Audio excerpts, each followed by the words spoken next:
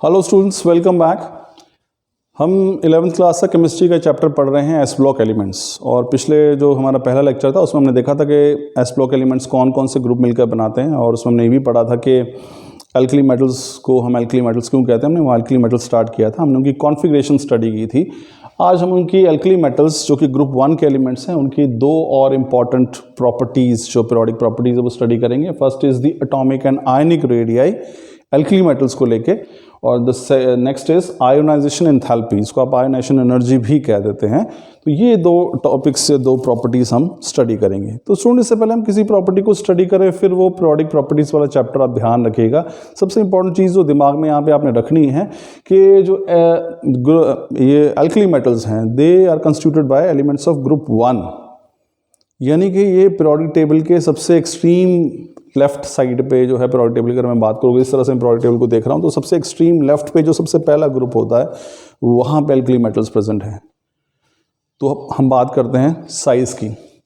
तो एटॉमिक और ionic radius जो है, अब हम बात करें एटॉमिक रेडियस, एटॉमिक साइज इसको आप कहते हैं। एल्कली मेटल्स में हम देखना ग्रुप 1 में ऊपर से नीचे जा रहे हैं, तो आप देखोगे कि हर बार जब हम ऊपर से नीचे जाएंगे, सबसे पहले लिथियम है, फिर सोडियम है, फिर पोटेशियम है, तो आप देखेंगे लिथियम जो है वो हमारे पास क्या है, सेकंड पीरियड से बिलोंग करता है, उसमें 2 शेल होंगी, उसका साइज़ जो है थोड़ा छोटा होगा। फिर हम नीचे जाएंगे, जब हम उसकी बात करेंगे सोडियम की, तो 2, 8, 1 3 शेल आ जाएंगी, तो एक शेल और ऐड हो गई है, साइज़ बड़ा हो जाएगा। जाहिर सी बात देखिए, इसमें तो इतना ज़्यादा ये कंसेप्ट सारा आपने पढ़ा ही है, हम इसको आसानी से समझ सकते हैं। यहाँ पे अगर हम बात करेंगे इस तरह से, अगर लिथियम की बात करता हूँ तो लिथियम में हमारे पास क्या है, lithium atomic number is 3।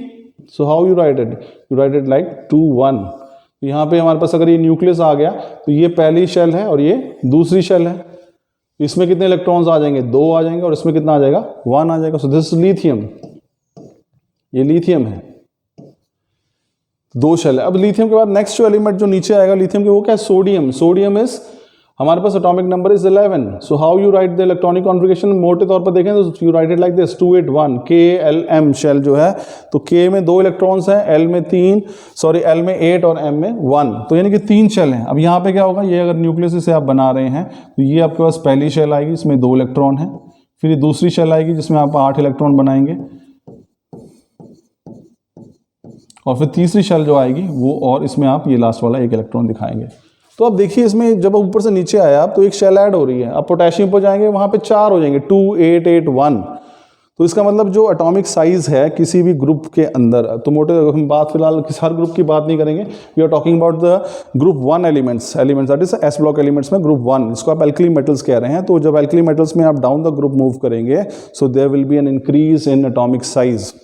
This is because as we move from top to bottom, there's one additional shell that is being added every time you move from top to bottom. जो आप ऊपर से नीचे आ रहे हैं, लिथियम में 2 shell हैं, नीचे आप सोडियम पे आएंगे 3 शेल हो जाएंगी, सोडियम से पोटेशियम पर जाएंगे 4 शेल हो जाएंगी। तो जब शेल्स का नंबर बढ़ जाएगा, कक्षाओं का नंबर बढ़ेगा जब, तो ऑटोमेटिकली एटम का साइज जो है, जिसको आप एटॉमिक रेडियस कह रहे हैं, परमाणु त्रिज्या जिसको आप कहते हैं, तो जितना बड़ा रेडियस होगा उतना ही बड़ा साइज होगा। तो डाउन द ग्रुप जो है एटॉमिक साइज जो है वो और आयनिक साइज जो है वो इंक्रीज करेगा। बात करेंगे आयंस की, तो ये मोनोवेलेंट आयन है, आपको पता है 1 इलेक्ट्रॉन इनका ऑक्सीडेशन नंबर 1 होता है ग्रुप 1 का, so they can lose 1 electron easily to form monovalent cation. तो जितने भी एल्कली मेटल्स हैं, चाहे वो लिथियम है तो लिथियम प्लस बनाएगा तो 1 इलेक्ट्रॉन बाहर, सोडियम प्लस बनाएगा 1 इलेक्ट्रॉन बाहर, पोटेशियम प्लस बनाएगा तो 1 इलेक्ट्रॉन कम हो जाएगा। तो 1 इलेक्ट्रॉन कम होने से साइज जो थोड़ा सा और कम हो जाता है। तो एक न्यूट्रल सोडियम एटम के मुकाबले अगर हम बात करें, यानी कि हमारे पास अगर मैं एग्जांपल यहाँ पे लूँ, अगर एटम और आयंस की बात करें, देखिए स्टूडेंट्स ये टॉपिक आपने पढ़े हुए हैं, यहाँ पे जस्ट हम एक डिस्कशन कर रहे हैं। सोडियम है, कॉन्फ़िगरेशन इज 2, 8, 1। तो जब ये हमारे पास Na+ बनाएगा तो इसमें से 1 इलेक्ट्रॉन जो है वो बाहर निकल गया है, ये बाहर निकल गया है। अब ये इसी कॉन्फ़िगरेशन क्या हो गया, 2, 8। तो जो बाहर वाली ये शेल थी ये तो कंप्लीटली डिसअपीयर हो जाएगी।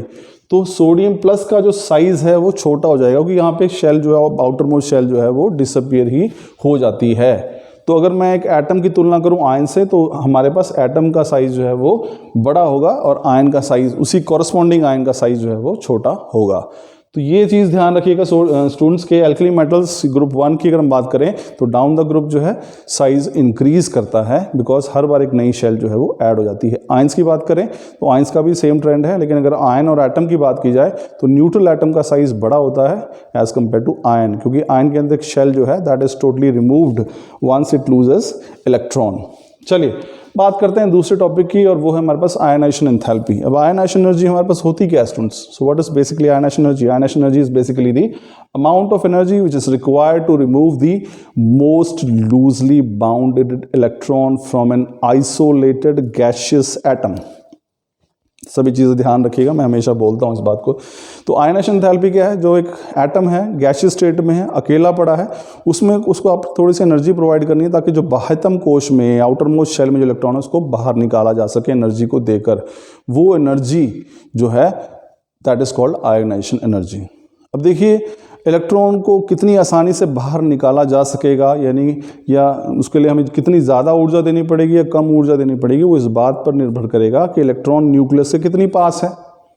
अब जिसका साइज छोटा होगा उसमें जो आउटर मोस्ट इलेक्ट्रॉन है वो न्यूक्लियस के पास होगा, अट्रैक्शन ज़्यादा होगी तो आपको उसको इलेक्ट्रॉन को बाहर निकालने के लिए ज़्यादा ऊर्जा देनी पड़ेगी, यानी कि आयनाइजेशन एनर्जी बढ़ जाएगी। लेकिन जितना साइज बड़ा होगा इलेक्ट्रॉन न्यूक्लियस से बाहर वाला इलेक्ट्रॉन उतना ही दूर होगा, और अट्रैक्शन कम होगी दूरी की वजह से, आकर्षण बल कम होगा, तो आप थोड़ी सी ऊर्जा देंगे तो इलेक्ट्रॉन जो है वो बाहर निकल जाएगा। तो ये एक कारण है। तो यहाँ से यही आयनाइजेशन एंथैल्पी है।